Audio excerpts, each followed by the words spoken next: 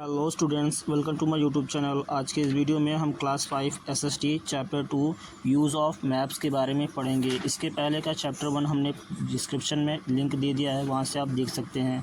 इस चैप्टर की शुरुआत करते हैं और देखते हैं कि इसमें हमें क्या क्या पढ़ना है। तो चलिए इस चैप्टर की शुरुआत करते हैं और देखते हैं। दिया है you know that the earth is spherical in shape, यानी हम जानते हैं कि धरती गोले की आकार की तरह है। The most suitable way of representing our earth as whole is the globe, यानी अगर हमें धरती के बारे में अच्छी तरीके से पढ़ना है तो ग्लोब ही एक अच्छा रास्ता हो सकता है। But a globe has a certain comings, यानी लेकिन ग्लोब की भी कुछ कमियां हैं। Large globes are difficult to carry, यानी बड़े ग्लोब्स को हम आसानी से एक जगह से दूसरी जगह नहीं ले जा सकते हैं।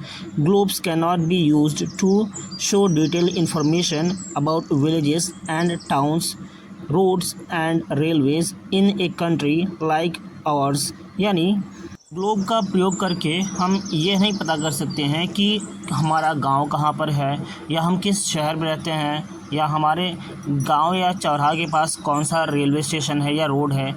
ये हमारे देश में कहाँ कहाँ कौन सी चीज़ है, ये हम नहीं पता कर सकते हैं।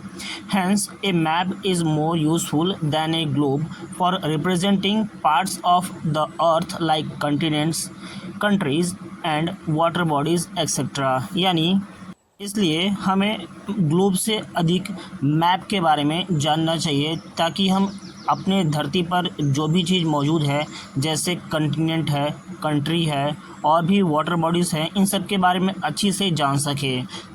इसके बाद आगे, map represents the world as whole or a part of it on a flat paper or surface, यानी अगर हम ग्लोब को खोल करके एक फ्लैट पेपर पर बनाएं तो यह को हम मैप कह सकते हैं।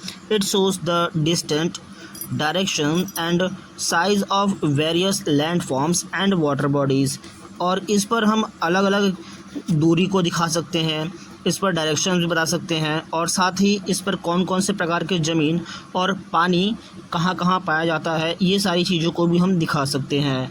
It is 2 dimensional in nature, और यह 2 डायमेंशनल इन नेचर होता है, यानी इसे हम केवल एक समतल भूमि पर ही बना सकते हैं, या पेपर पे, या कोई भी सपाट जगह पर बना सकते हैं।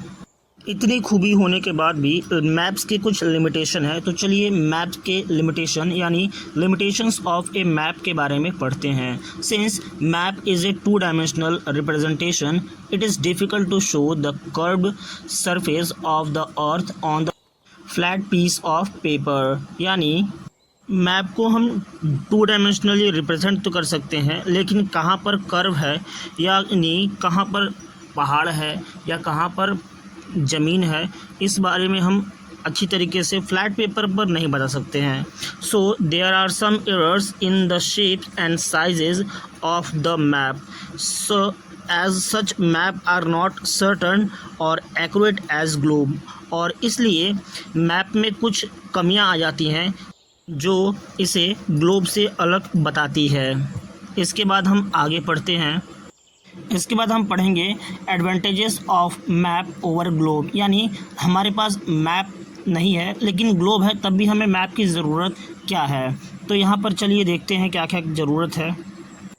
Maps are more useful than a globe in the way following, यानी यहाँ पर कुछ तरीके दिए हैं जिसकी वजह से ग्लोब होने के बावजूद भी हमें मैप की ज़रूरत है। तो पहला कारण है, they can be drawn on a flat paper or any flat surface on board or a wall, यानी मैप को हम किसी भी प्लेन पेपर पर या किसी भी समतल भूमि पर भी बना सकते हैं, चाहे वो बोर्ड हो या दीवार हो, इसलिए मैप ग्लोब से अच्छा है।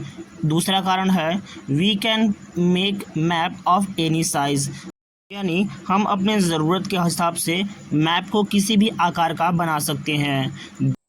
इसके बाद आगे दिया है, there can be maps of the world or there can be maps of country, cities, towns, villages and even classroom. यानी मैप को चाहे तो हम पूरे विश्व का भी मैप बना सकते हैं, चाहे तो हम अपने देश का भी नक्शा बना सकते हैं, या गांव का हो सकता है, यहाँ तक कि हम अपने गांव, शहर और यहाँ तक कि क्लासरूम के बारे में भी हम अपना मैप बना सकते हैं।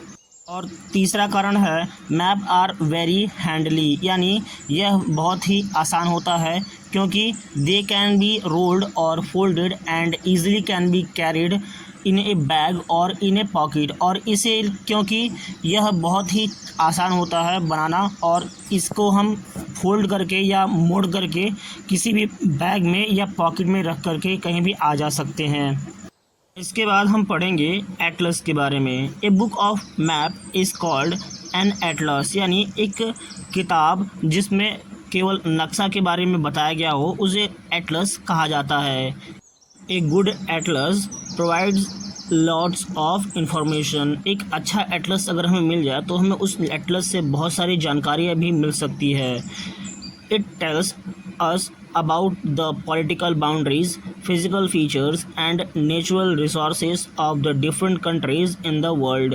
यानी अगर हमें किसी भी देश का या किसी भी चीज़ के बारे में अच्छी तरीके से जानना है जो कि मैप से रिलेटेड है तो हमें एटलस की बुक की ज़रूरत पड़ सकती है, जिसकी वजह से हम वहाँ पर पॉलिटिकल बाउंड्रीज़ कहाँ कहाँ पर है और भी बहुत सारे फिज़िकल फीचर्स हैं कि कौन सा पहाड़ कहाँ पर है या कौन कौन से नेचुरल रिसोर्सेज वहाँ पर पाई जाती हैं, अलग अलग देशों में ये सारी चीज़ें कहाँ कहाँ पर पाई जाती हैं, ये सब हमें एटलस यानी मैप से पता चल सकता है।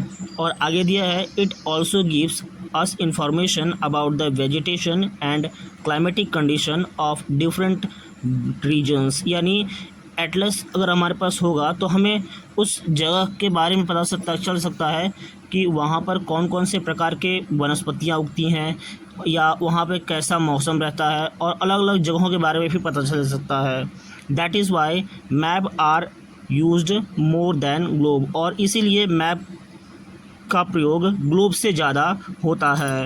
इसके बाद हम टाइप्स ऑफ मैप को पढ़ेंगे। दिया है there are different kinds of maps giving different information. यानी ऐसे तो बहुत सारे नक्शा होते हैं जो हमें बहुत सारी जानकारी देते हैं और यहाँ पर इस तरीके से 5 प्रकार के नक्शा है जो इसके बारे में हम बारी बारी से पढ़ते हैं। तो सबसे पहला नक्शा है physical map. This maps show the physical features of a place like river, mountains, plains etc। यानी अगर हमारे पास फिज़िकल मैप है किसी भी देश का तो हम पता कर सकते हैं कि वहाँ पर कौन कौन से जगह पर कौन सी नदियाँ बहती हैं या कौन से पहाड़ वहाँ पर पाए जाते हैं, कहाँ पर प्लेन है और भी बहुत सारी चीज़ों के बारे में हम पता कर सकते हैं। वैसे ही दूसरा मैप है political map. These maps show the political boundaries between states, country etcetera. यानी अगर हमारे पास किसी भी देश का पॉलिटिकल मैप है तो हम उस मैप से ये पता कर सकते हैं कि उसके कौन कौन से राज्य कहाँ पर हैं या कौन सी बाउंड्री कहाँ पर ख़त्म हो रही है।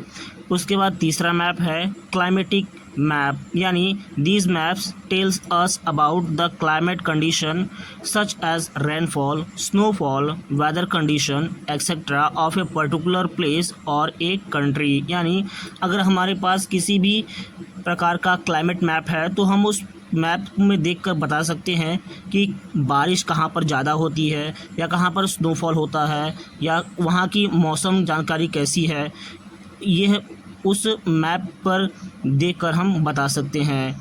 उसके बाद चौथा मैप है vegetation map. These maps are shown the area of different vegetations in the world. तो अगर हमारे पास कोई भी वेजिटेशन मैप है तो हम किसी भी देश के वेजिटेशन मैप को देखकर बता सकते हैं कि वहाँ पर कौन कौन से प्रकार की वनस्पतियाँ पाई जाती हैं। उसके बाद पांचवा मैप है रूट मैप। यानी these maps show roads, railways, airline route and sea routes. यानी अगर हमारे पास किसी भी देश का या किसी भी जगह का रूट मैप है तो हम वहाँ पर पता कर सकते हैं कि कौन सा रोड कहाँ गया है। इस और रेलवे लाइन का मैप हो सकता है, वो एयरलाइन का भी मैप हो सकता है और चाहे तो वो सी रूट भी हो सकता है। और इस सारे मैप्स का प्रयोग करके लोग अलग अलग जगहों पर घूमने जा सकते हैं। इसके बाद लैंग्वेज ऑफ ए मैप यानी मैप का नक्शा। Different signs and symbols and colour are use to show details on a map. अलग अलग प्रकार के सिंबल और साइन का प्रयोग करके, साथ ही कई सारे कलर्स का प्रयोग करके अलग अलग मैप को बनाया जाता है। They help us to understand and read a map, और इन सब की मदद से हम पढ़ सकते हैं मैप को अच्छी तरीके से। This constitutes of language of a map, और यही वो चीज़ें हैं जो कि मैप को पढ़ने में आसान बनाती हैं। तो चलिए इन सारी चीज़ों के बारे में हम बारी बारी से पढ़ते हैं। तो यहाँ पर आया है डायरेक्शन यानी दिशा। North, south, east and west are the 4 major direction on a map, यानी मैप पर 4 मुख्य दिशाएं होती हैं जिन्हें नॉर्थ, साउथ, ईस्ट और वेस्ट के नाम से जाना जाता है। The top of its show the north direction and marked with the alphabet N, यानी यहाँ पर जो बगल में फ़ोटो दिया है, यहाँ पर जो ऊपर की ओर है उसे हम नॉर्थ कह सकते हैं जिसे एन से दिखाया गया है। The bottom of the map is the south and marked with S, और इस तरीके से जो एस से दिखाया गया है उसे हम साउथ कह सकते हैं, यानी नीचे साउथ होगा। To your right side is east marked with E, और हमारे राइट साइड में ईस्ट जो कि ई से मार्क किया गया होगा। And to your left is the west marked with W, और इसी तरीके से लेफ़्ट साइड में डब्लू से वेस्ट को दिखाया गया होगा। Look carefully at the map of India, you will find Kashmir in the north, Kanyakumari in the south, Nagaland in the east and Gujarat in the west. अगर हम इंडिया के मैप को अच्छी तरीके से देखते हैं तो हमें पता लगेगा कि कश्मीर नॉर्थ में है, कन्याकुमारी साउथ में है और नागालैंड ईस्ट में है, और इसी तरीके से गुजरात वेस्ट में है। Beside the 4 major direction there are 4 sub direction to. 4 मुख्य दिशाएं होने के बावजूद भी यहाँ पर कुछ जो कि 4 उप दिशाएँ भी हैं। They are north east, north west, south east, south west, यानी ये सारे नक्शा के बारे में बताया गया है कौन सा दिशा कहाँ पर आता है। चलिए इन सभी के बारे में पढ़ लेते हैं थोड़ा बारी बारी से। सबसे पहला है north east. The direction between north and east is called north east, यानी नॉर्थ और ईस्ट के बीच में जो डायरेक्शन दिखाया गया है वो नॉर्थ ईस्ट होगा, और इसे एन ई से दिखाया गया होगा। उसके बाद दूसरा है north west. The direction between the north and west is called north west, यानी नॉर्थ और वेस्ट की ओर जो दिशा होगा उसे हम नॉर्थ वेस्ट कहते हैं, और इसे NW से दिखाया जाता है। उसके बाद तीसरा है south east. The direction between the south and east is called south east, यानी जो दिशा साउथ और ईस्ट की ओर है उसे साउथ ईस्ट कहा जाता है। और इसी तरीके से south west. The direction midway between the south and west is called south west, यानी जो दिशा साउथ और वेस्ट की ओर होता है उसे हम साउथ वेस्ट भी कहते हैं, और इसे SW से दिखाया गया है।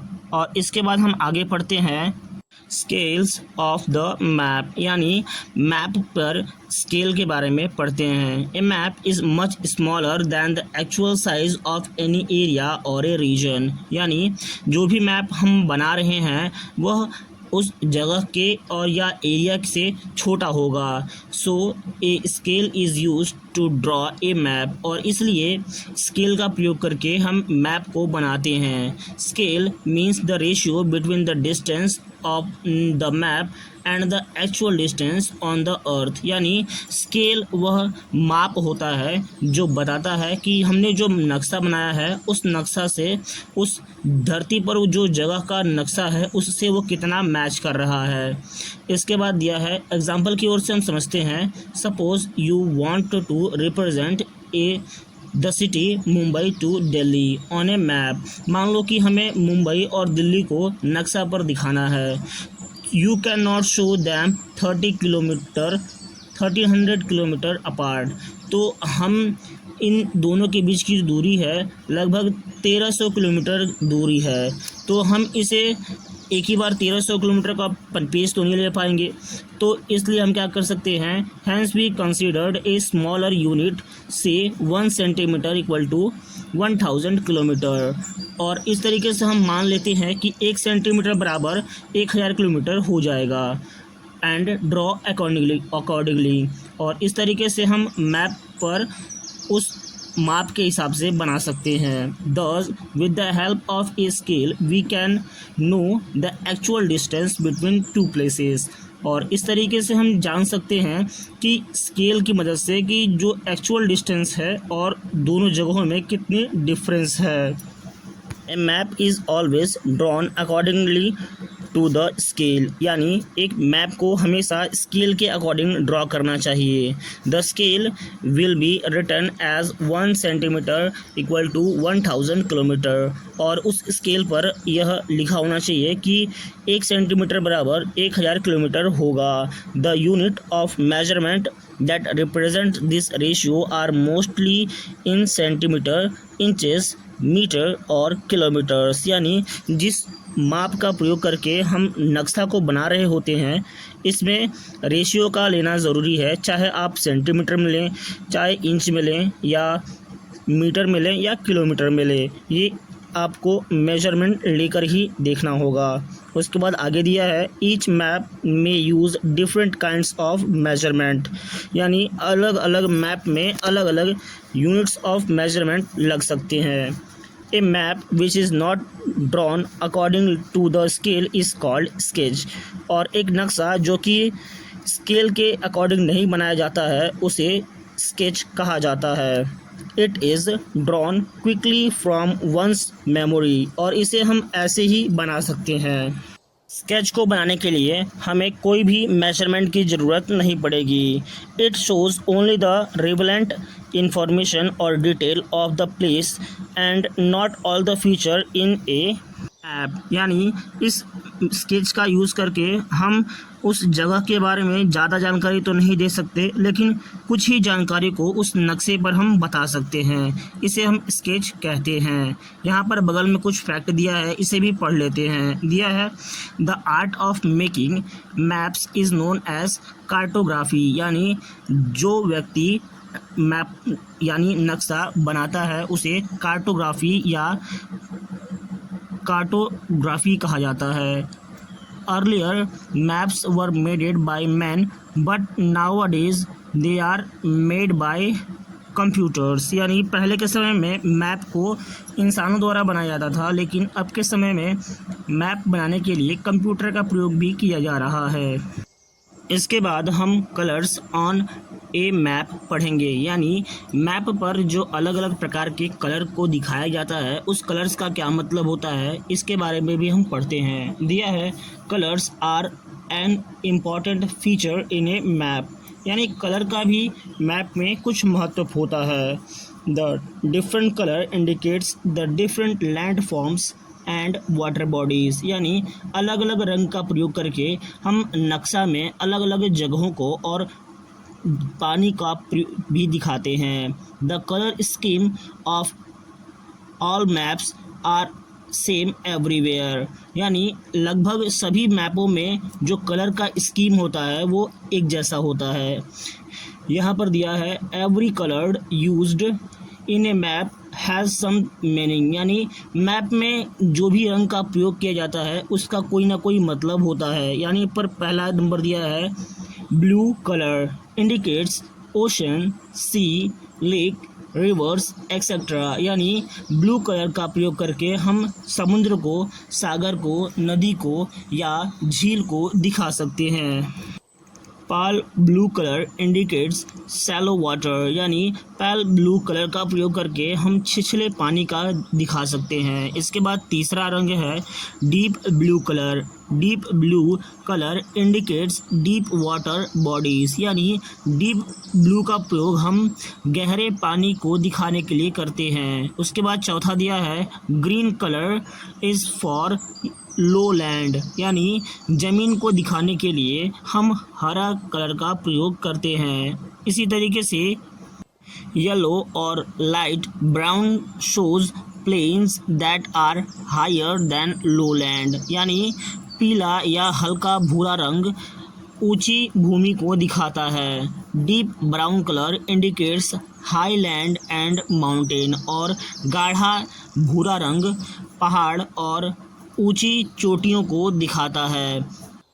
Every coloured map has a key और an index at the side, यानी जितने भी कलर्ड मैप होते हैं इनके बगल में एक की या इंडेक्स दिया होता है।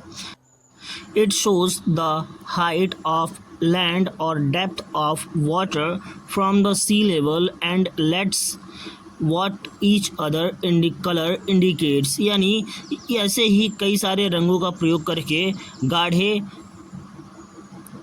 रंगों का या हल्के रंगों का प्रयोग करके हम अलग अलग जगहों को दिखाते हैं कि डीप वाटर कहाँ पर है, सी लेवल कहाँ पर है, और ऐसे ही बहुत सारी जानकारियाँ हमें कलर्ड मैप से मिलती है।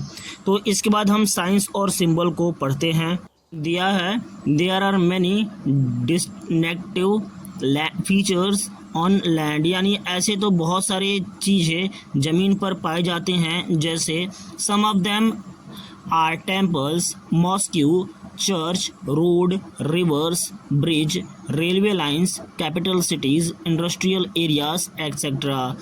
तो जैसे कि मंदिर हो गया, मस्जिद, चर्च, रोड, नदी, ब्रिज, रेलवे लाइन, या किसी राज्य की राजधानी, या इंडस्ट्रियल एरिया, या बहुत सारी चीज़ें। It is not possible to show this features on the map, तो ऐसा तो नहीं है कि हम सारी चीज़ों को मैप पर दिखा दें। Some are most commonly used signs and symbols are given here, तो इसीलिए यहाँ पर बगल में यहाँ बॉक्स में कई सारे सिम्बल्स और साइंस के बारे में दिखाया गया है, जिसको हम पता कर सकते हैं कि कौन सा साइंस का प्रयोग किस चीज़ के लिए किया जाता है। This signs and symbols are also known as international symbols as they are the same all over the world, और इसीलिए इन साइन और सिंबल को इंटरनेशनल सिंबल्स भी कहा जाता है, क्योंकि लगभग हर देश के मैप में इन चीज़ों का होना अनिवार्य होता है। तो यहाँ पर आप वीडियो को पॉज करके देख सकते हैं कि कौन से चीज़ को कौन से कलर या सिंबल से दिखाया गया है। तो इस तरह से इस वीडियो में हमने चैप्टर 2 के बारे में पढ़ लिया है, और यह चैप्टर यहीं पे समाप्त हुआ, और मिलते हैं अगले वीडियो में। तब तक के लिए